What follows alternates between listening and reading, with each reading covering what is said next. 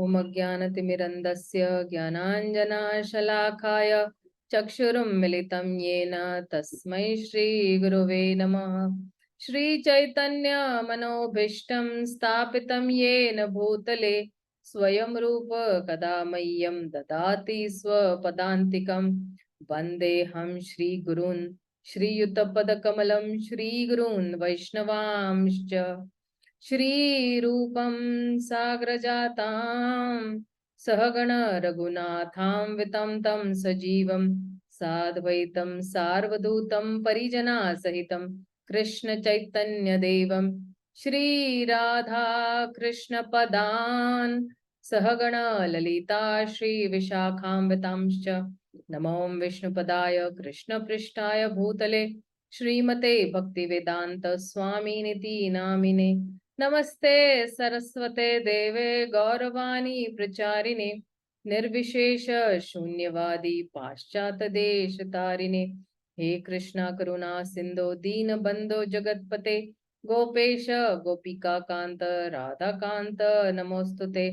तप्त कांचन गौरांगी राधे वृंदावनेश्वरी वृषभानुसुते देवी प्रणमामि हरिप्रिये। वाञ्छाकल्पतरुभ्यश्च कृपा सिन्धुभ्येव च पतितानं पावनेभ्यो वैष्णवेभ्यो नमो नमः। मुखं करोति वाचालं पङ्गुं लङ्घयते गिरिं यत्कृपात्वमहं वन्दे श्रीगुरुदीनतारिणं।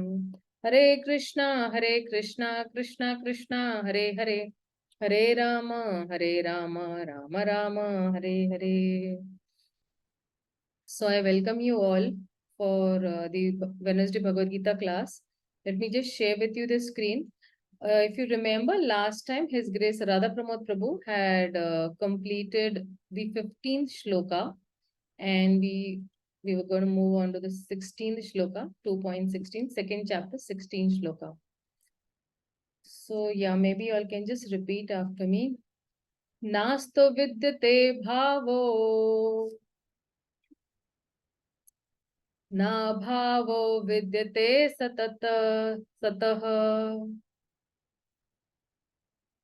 उभयोरपि दृष्ट अनन्तस्त्व अन्योस्तत्त्वदर्शिभिः। नास्तो विद्यते भावो न भावो विद्यते सतः उभयोरपि दृष्टो अनन्तस्त्व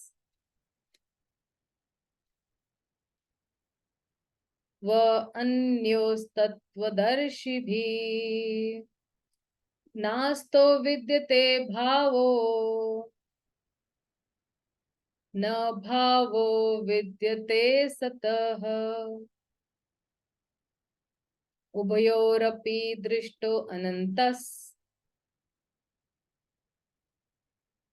अन्योस्तत्त्वदर्शिभिः। So the translation goes as follows. Those who are seers of truth have concluded that of the non-existence, the material body, there is no endurance, and of the eternal, the soul, there is no change.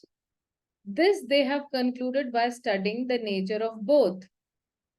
So there is no endurance for changing the changing body. Endurance means there's no need for tolerance, or there is no need for any you can say forbearance, like that. So that the body is changing every moment by the action and reactions of the different cells is admitted by modern medical science, and thus the growth and old age are taking place in the body. But the spirit soul exists permanently, remaining the same despite all changes of the body and the mind. That is the difference between spirit and matter. So what is the difference between the spirit and matter? The soul is permanent while the body keeps on changing. By nature, the body is ever changing and the soul is eternal. This conclusion is established by all classes of seers of truth, both impersonalists and personalists. In the Vishnu Purana, that is 2.12.38, it is stated that Vishnu and his abodes all have self-illuminated spiritual existence. So, the word existence and non-existent refer only to spirit and matter. This is the version of the seers of truth. So, existence and non-existence. So, existent is for spirit and non-existent is for matter. This is the beginning of the instruction by the Lord to the living entities. So now from this particular shloka, the Lord is giving instructions to the living entity. Now, why is he giving instructions to the living entity? Because the living entities who are bewildered by the influence of ignorance. Because we are in ignorance, the Lord is giving us some good instructions. Removal of ignorance involves a re-establishment of the eternal relationship between the worshipper and the worshipable, and the consequent understanding of the difference between the part and parcel living entities and the Supreme Personality of Godhead. So now, when the ignorance of the living entities is removed, then the living entity will understand that, oh, I am a part and parcel of the Supreme Personality of Godhead. And then the re-establishment. Why is Prabhupada using over here re-establishment? Because there is an eternal relationship between the worshipper and worshipable. There is an eternal relationship between the living entity and the Supreme Personality of Godhead. Currently, that relationship is lost. So then, when this ignorance is removed, then you re-establish your lost relationship, your eternal relationship with the Supreme Lord. One can understand the nature of the Supreme by thorough study of oneself. The difference between oneself and the Supreme Being understood as the relationship between the part and the whole. Just like, a particular person has a body, so his part will be hands, legs, that way. In the Vedanta Sutras as well as in the Srimad Bhagavatam, the Supreme has been accepted as the origin of all emanations. Vedescha sarver aham eva vedyo, Vedanta kritvid evacha. So even Brahma says that Ishvara Parama Krishna Sachidananda Vigra Anadir Govinda Sarva Karana Karanam. Such emanations are experienced by superior and inferior natural sequences. The living entities belong to the superior nature, as it will be revealed in the 7th chapter. But currently, although there is no difference between the energy and the energetic is accepted as the supreme, and the energy or the nature is accepted as subordinate. Because we are Prakriti, then we are subordinate to the Supreme Lord. The living entities, therefore, are always subordinate to the Supreme Lord. See, Prabhupada is using the word always. Never will be the time that living entities will be above the Supreme Lord. They'll always be subordinate. As in the case of the master and the servant, or the teacher and the taught. So, such clear knowledge is impossible to understand under the spell of ignorance. And to drive away such ignorance, the Lord teaches Bhagavad Gita for the enlightenment of all the living entities. So see, this is the, prime, what do you say? There's a word, prime, Hindi में इसको उद्देश्य बोलते हैं. That is the prime, what it is the prime. I'm forgetting that word. this is the actually main, why Krishna is speaking this Bhagavad Gita. This is his main purpose of teaching the Bhagavad Gita, or the main objective. Thank you, Priyanka. This is the main objective of Krishna teaching the Bhagavad Gita, or giving us the instructions to the living entities, that to drive away such ignorance. So all the living entities are in ignorance, and Krishna wants to drive away that ignorance. And that's why the Supreme Lord is speaking this particular knowledge.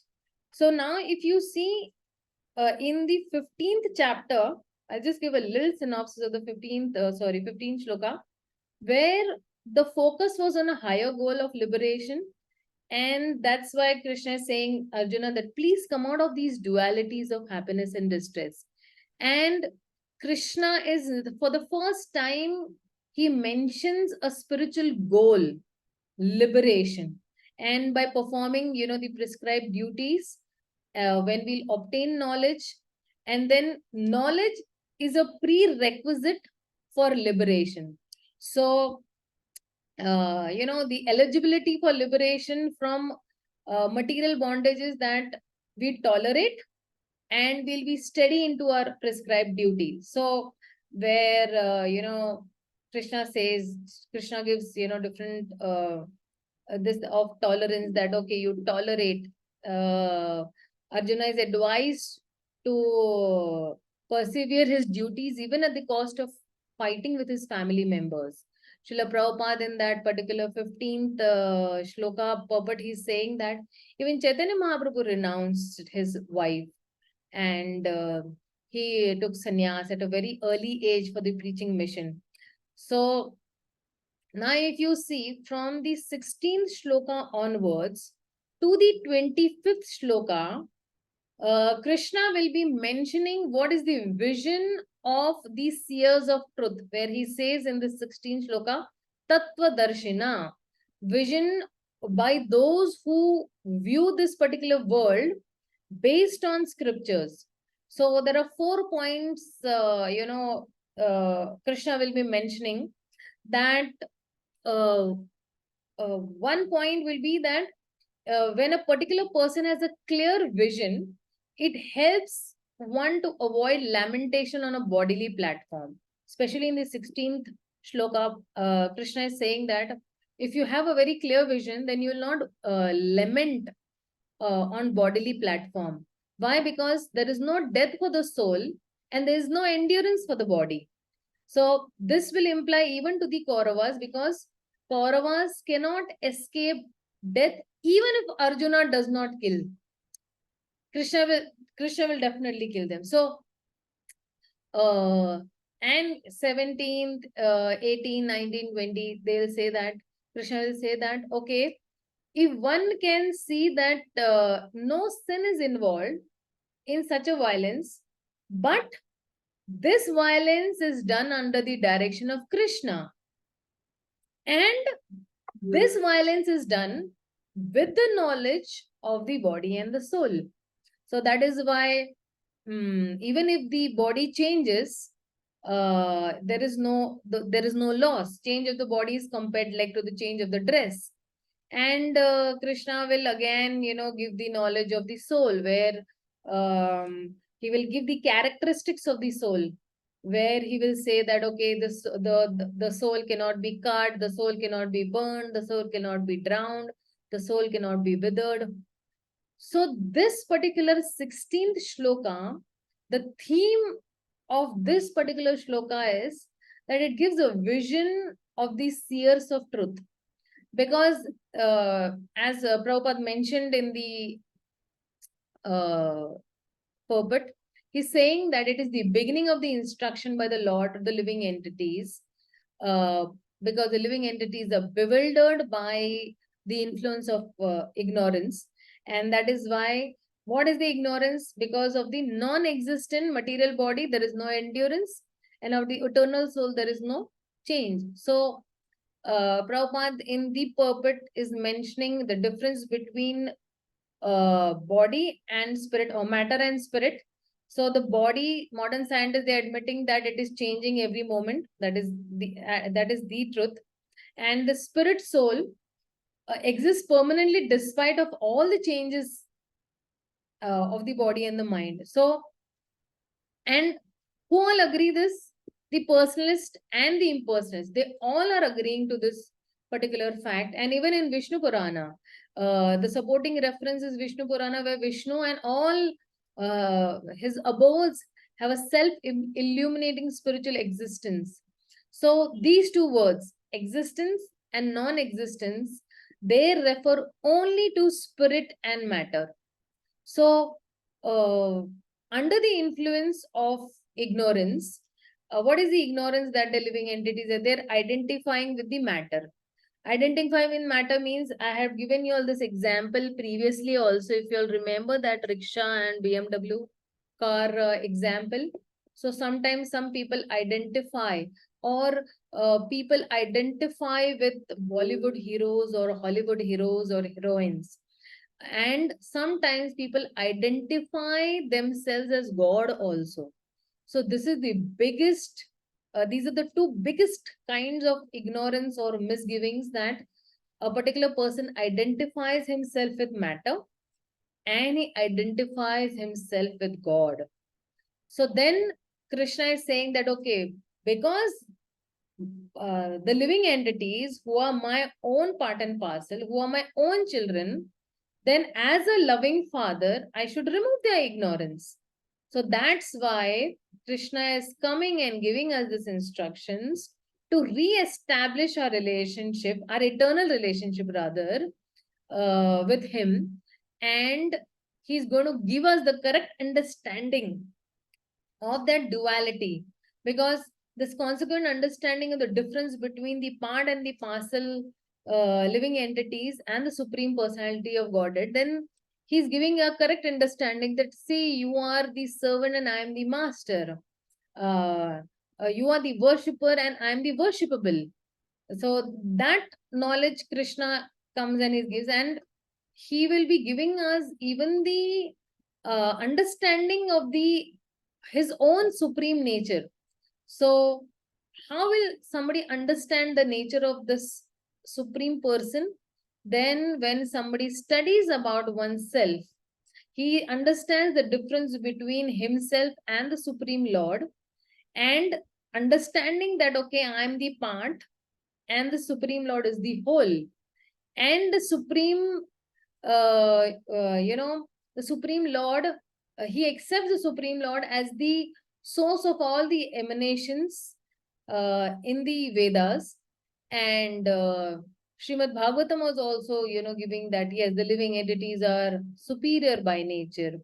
And though there is a difference between the energy and the energetic, and the energetic is accepted as the supreme, and the energy or the material nature or the nature is accepted as the subordinate. So that is why the purpose of this Bhagavad Gita is to drive away all ignorance and give enlightenment to all the living entities, not only for Dwapar Yuga, but for all the times to come, not only for Kali Yuga, but it is for all times to come, even in Satyuga, even in Treta Yuga, even in Dwapar, and even in Kali Yuga.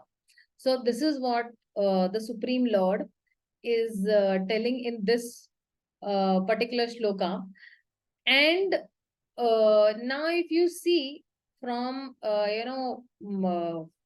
Krishna is going to, from the 17th shloka onwards, Krishna is going to describe the characteristics of the soul. What is the characteristics of the soul? And he is going to give us uh, a beautiful insight onto the characteristics of the soul. Just let's see from the 17th shloka. We'll go to the next shloka. So this is the first characteristic of the soul.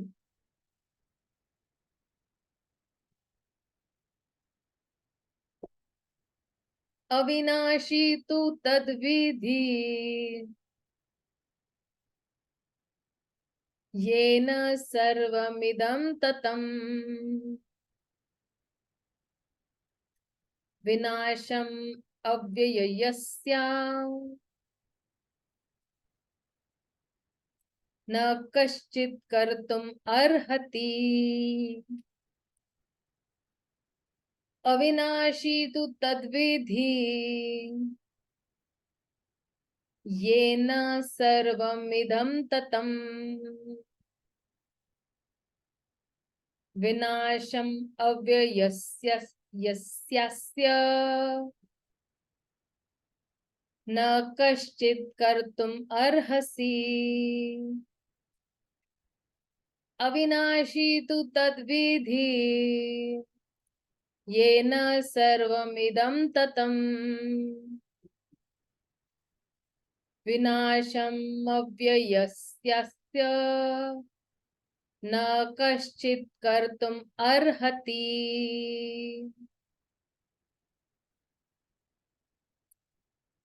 Translation: that which pervades the entire body you should know to be indestructible. No one is able to destroy that imperishable soul. But that is why Krishna is saying avinashi. Avinashi means imperishable. So this is, it cannot be, it cannot be, what do you say, destroyed. And no one is able to destroy also. No person can destroy the soul. So let's read the purport. This verse more clearly explains the real nature of the soul, which is spread all over the body. Anyone can understand what is spread all over the body. It is consciousness. Everyone is conscious of the pains and pleasures of the body in part or as a whole. This spreading of consciousness is limited within one's own body. So it is limited to your own body. The pains and pleasures of one body are unknown to another. So I do not know what pains and pleasures you are going through right now. Okay. Or you all also do not know what pains and pleasures I'm going through right now. So nobody can understand. Therefore, each and every body, is the embodiment of an individual soul. And the symptom of the soul's presence is perceived as individual consciousness. So you all have an individual consciousness. I also have an individual consciousness. This soul is described as 1/10,000 part of the upper portion of the hair point in size. So now this is the size of the soul. What is the size of the soul? If you take your own hair and the tip of your hair and you divide it into, 1/10,000 parts. So that one part of that 1/10,000 part is the size of the soul. The Shvetar Upanishad confirms this. Balagraha shata bhagyasya shatadha kalpitasya cha bhago jiva savigyera sa chanantaya kalpate. When the upper point of hair is divided into 100 parts, and again each of such part is further divided into 100 part, each such part is the measurement of the dimension of the spirit soul. Similarly, the same version is stated in Keshagra Satabhagyasya Shatam Mamsah Sadrushatmakah Jivah Sukshma Swarupo Ayam Sankhyattito hi Chittakanaha. There are innumerable particles of spiritual atoms which are measured as 1/10,000th of the upper portion of the hair. So this is the size of the soul. Therefore, the individual particle of spirit soul is a spiritual atom smaller than the material atoms. And such atoms are innumerable. So there are innumerable souls. This very small spiritual spark is the basic principle of the material body, and the influence of such a spiritual spark is spread all over the body as the influence of the active principle of some medicine spreads throughout the body. This current of the spirit soul is felt all over the body as consciousness. And that is the proof of the presence of the soul. Because as soon as the soul comes out, then there is no consciousness left. The person cannot even move or budge an inch. Any layman can understand that the material body minus consciousness is a dead body. And this consciousness cannot be revived in the body by any means of material administration.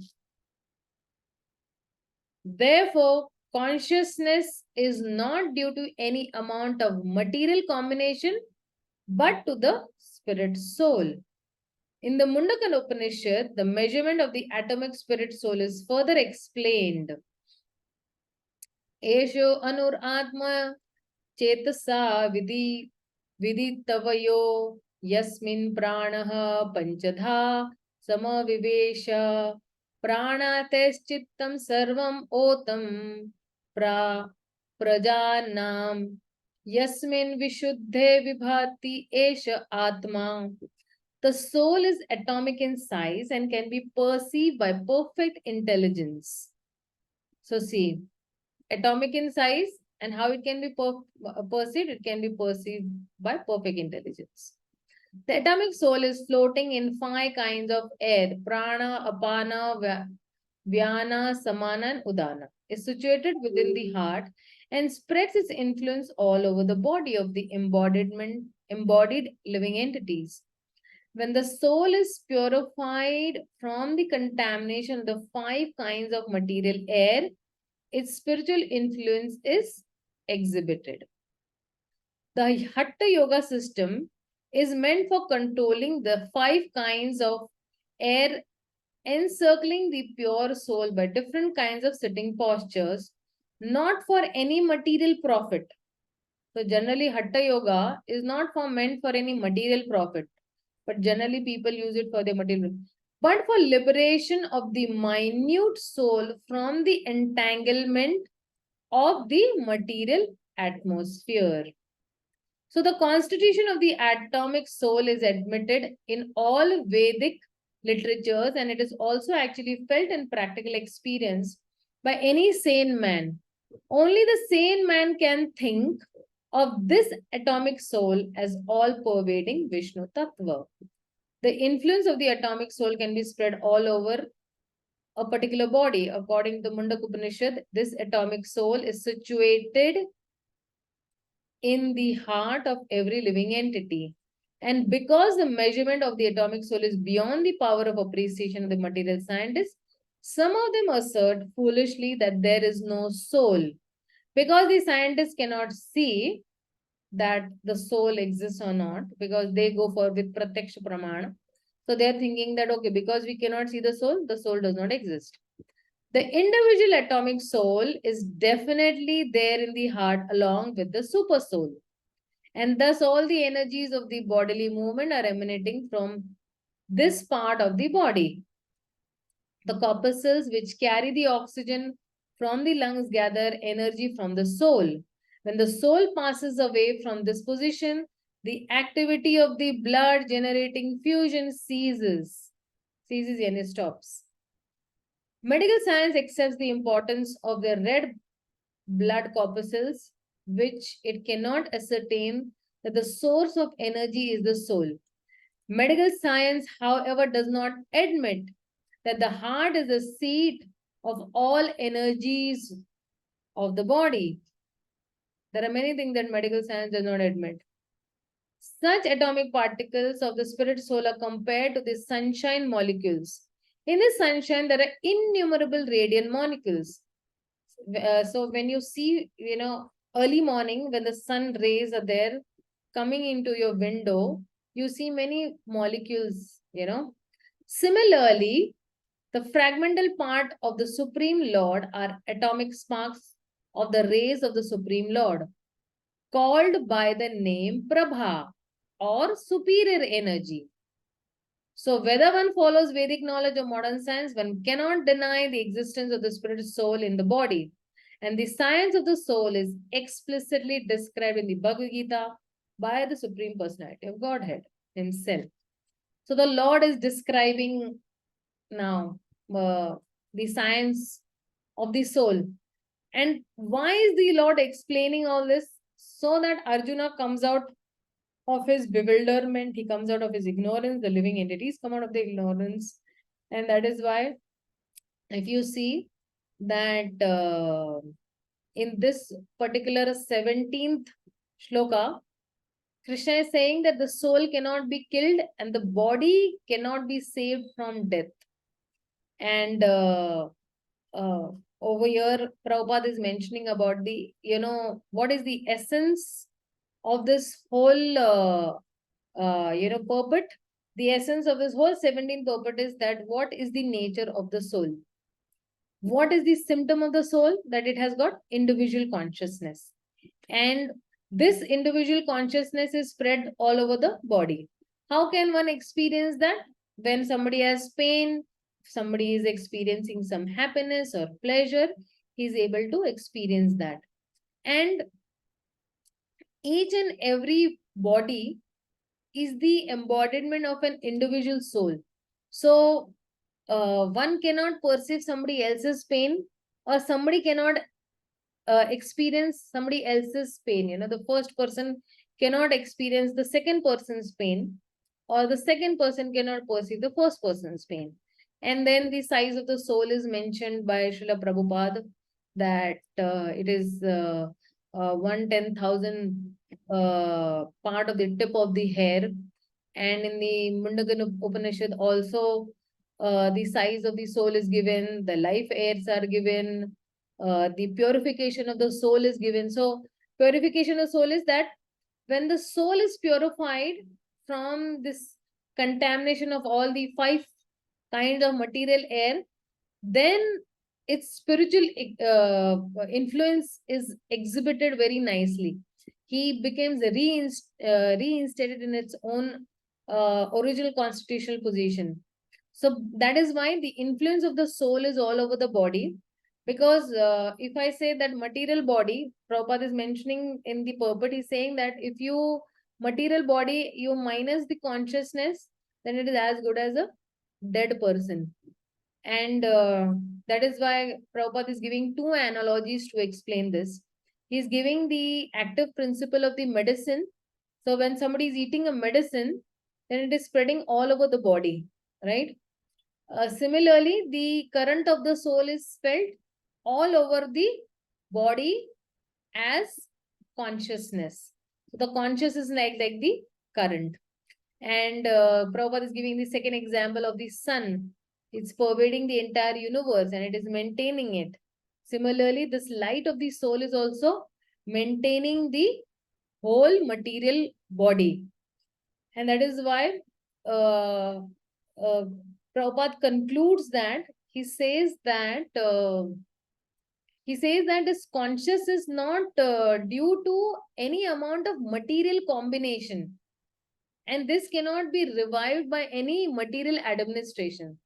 So there is no material thing involved in this. There is only spiritual thing involved. So when you say Vedic science and modern science on the soul, what does Vedic science say? Vedic science says that individual soul is present in the heart along with the super soul, because the super soul is there with a living entity 24/7. Even while transmigrating from one body to the other body, the super soul always accompanies the soul. It does not leave the soul even for 1 nanosecond also. And therefore, all these energies of the body are emanating from the heart region. But what does the modern science say? Modern science does not accept only. Modern science, it accepts that, okay, the red blood corpuscles and the heart, they are the seat of all the energies. But then it cannot ascertain that the source of this energy is the soul. So that is why we should never mistake atomic soul to be, the all pervading, Vishnu, to be all pervading Vishnu Tattva. And that is why there is an analogy also Prabhupada is giving in the purport. The compare the soul and the super soul, that the atomic parts of the spirit whole are compared to the sunshine molecules, and the fragmental parts of the Supreme Lord are atomic sparks. If what are atomic sparks, I'll just give you an example. You'll immediately understand this. So in Diwali time, we have this fuljadi, you and then that full jari, it gives you some sparks. So it's exactly those atomic sparks of the rays. So the main, that main stick is actually supreme, and all those sparks coming out are like those atomic, sparks. And they are called as the prabha, or the superior energy of the Supreme Lord. And hatha yoga is actually, uh, Hatha yoga is actually meant, the purpose of Hatha yoga is actually to control all these, prana, apana, vayana, all these five kind of air that are there. So Hatha yoga is not meant for material benefit, but generally people do it for their material benefit. But Hatha yoga is meant for liberation of this, soul from this material atmosphere. So, how this control is practiced, it is practiced actually by many different sitting postures, and many other rules and regulations are there in the Hatha yoga.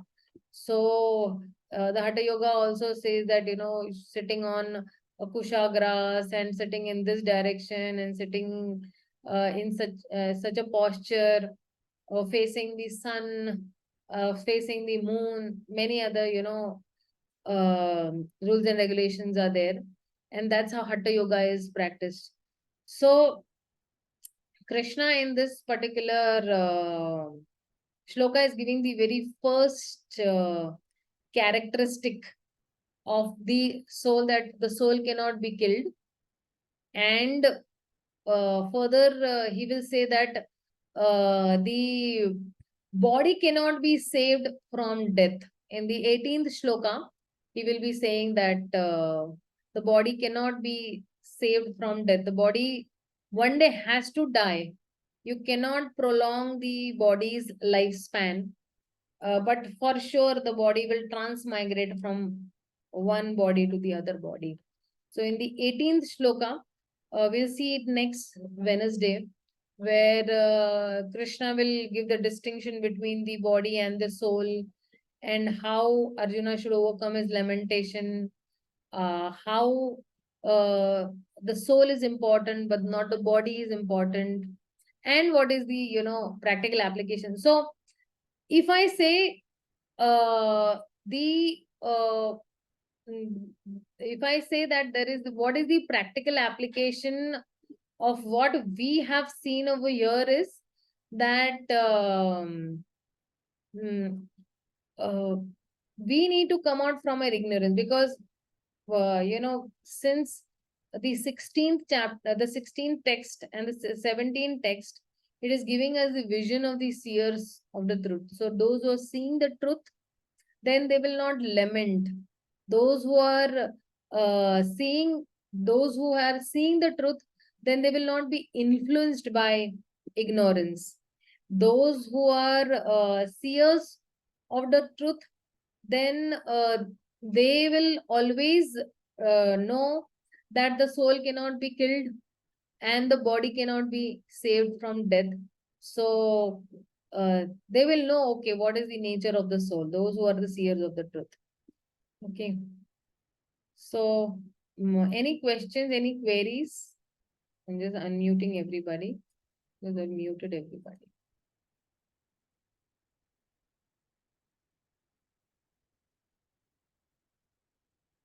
Anybody has any queries, questions?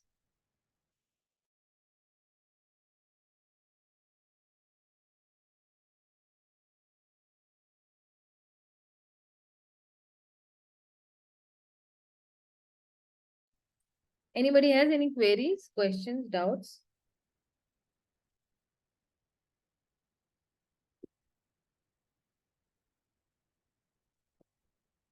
Nobody has any queries?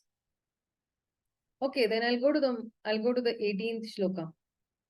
Fine.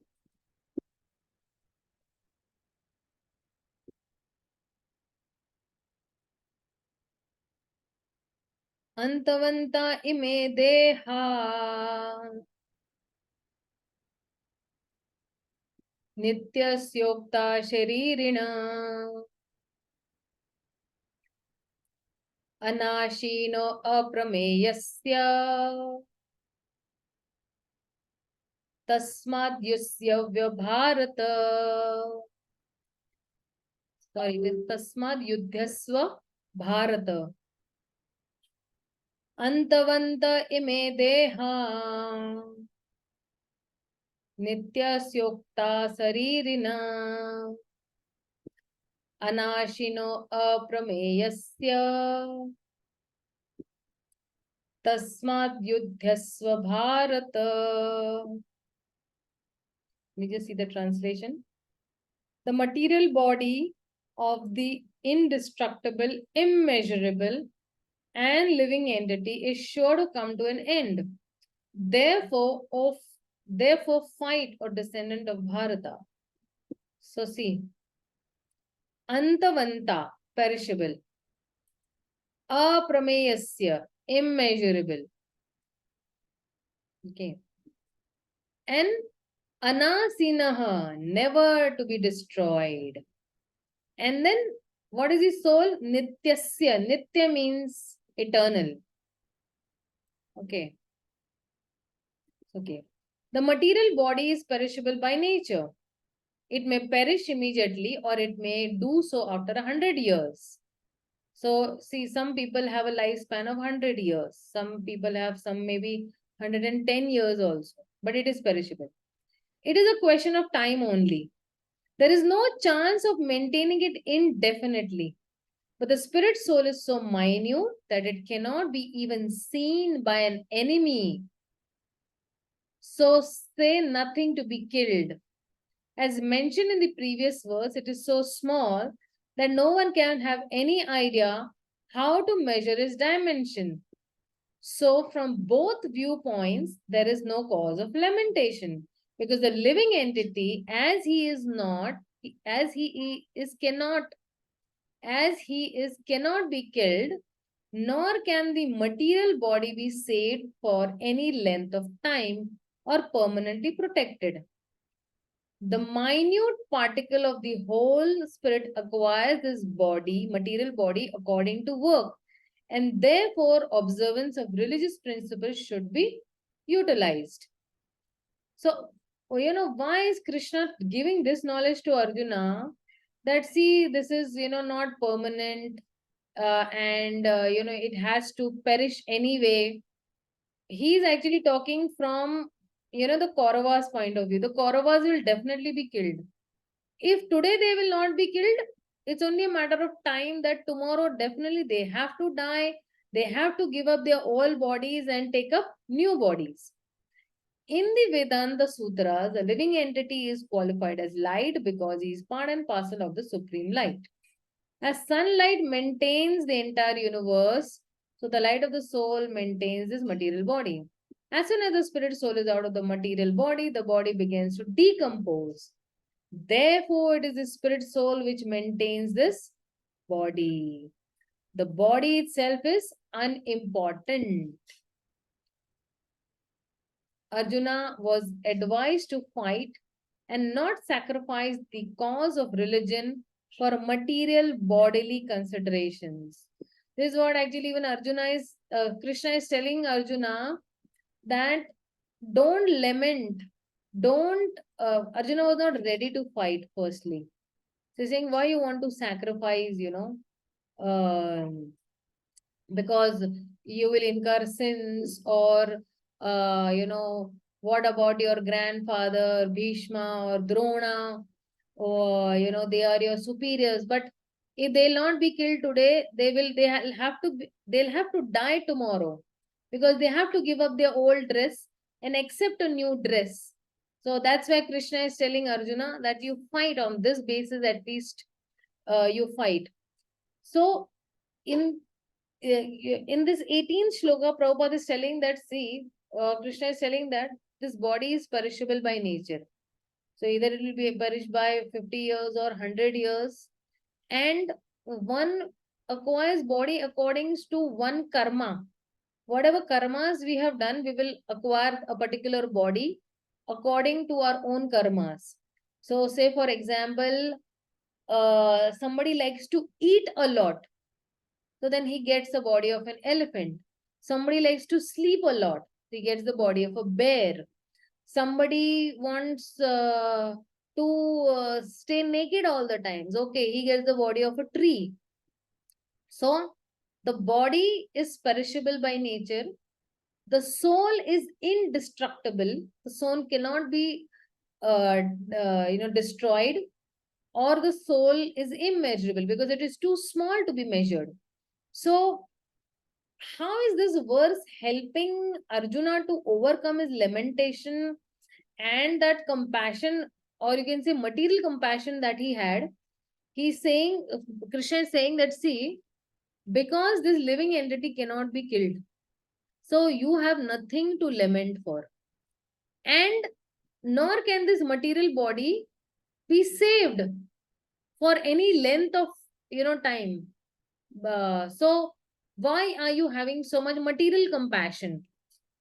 Krishna, even in the second chapter, first, and he's saying that compassion for the dress of a drowning man is no compassion at all. So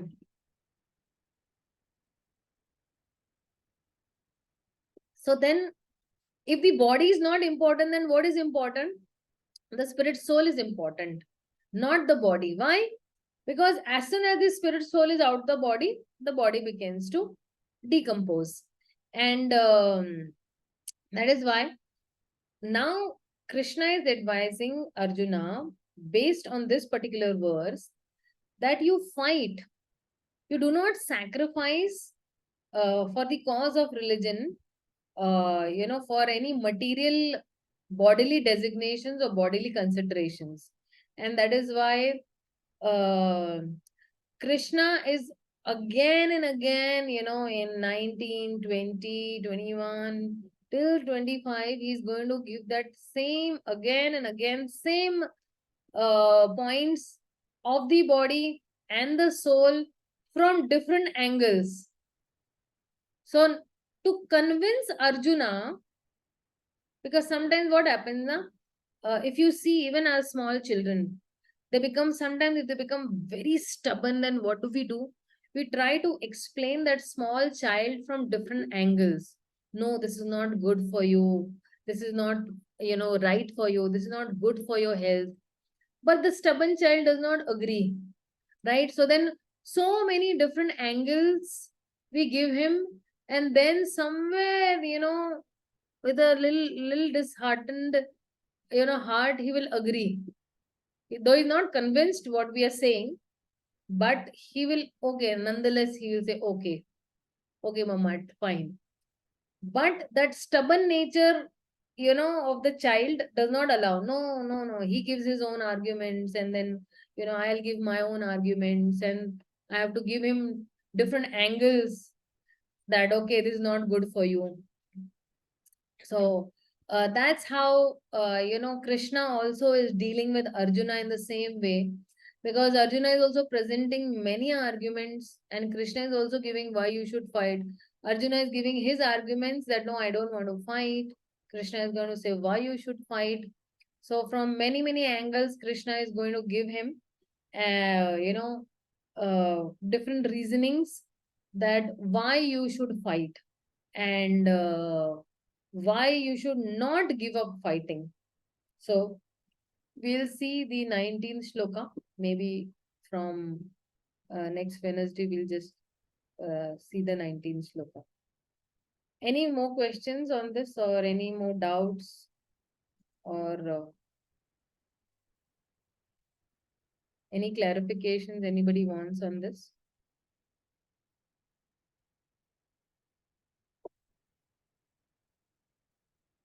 Okay, fine. So if nobody has any, then I will ask you all questions. So if you all don't have doubts, then I'll ask questions.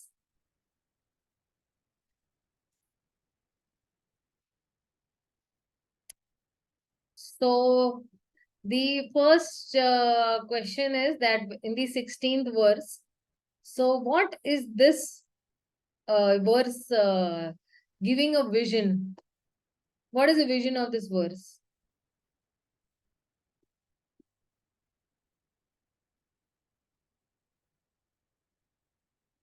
What is the vision of this verse? 16th shloka. Seer of the truth. Those who are seers of the truth, then that is the vision. Yeah. Priyanka, are you all able to unmute yourselves? Oh, yes, Mataji. Okay. Okay. So then, what is the difference between the matter and the soul in the 16th shloka?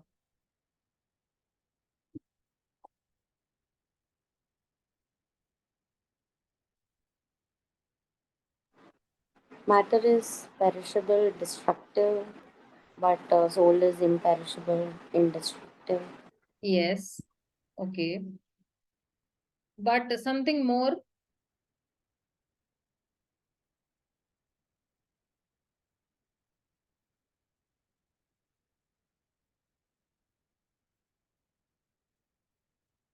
Something more?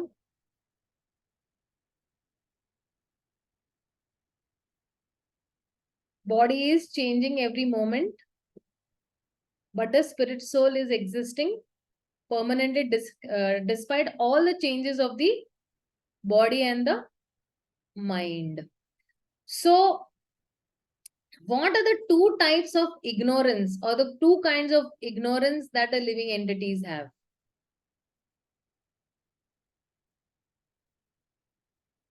What do the living entities identify with?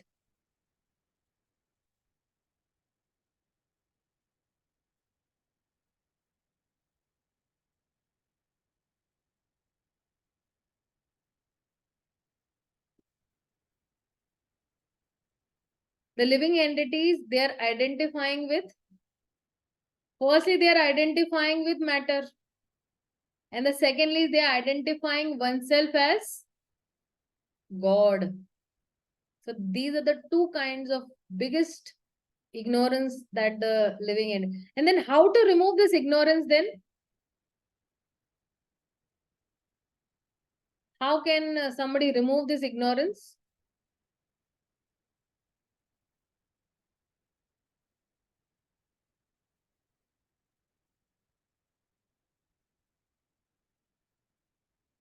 Yes, yes, yes. By re-establishing the relationship, the eternal relationship with the Supreme Lord. Yes, absolutely. And then you having a correct understanding of the difference between the part and the parcel. Absolutely, absolutely. And what is the purpose of Bhagavad Gita then in shloka number 16?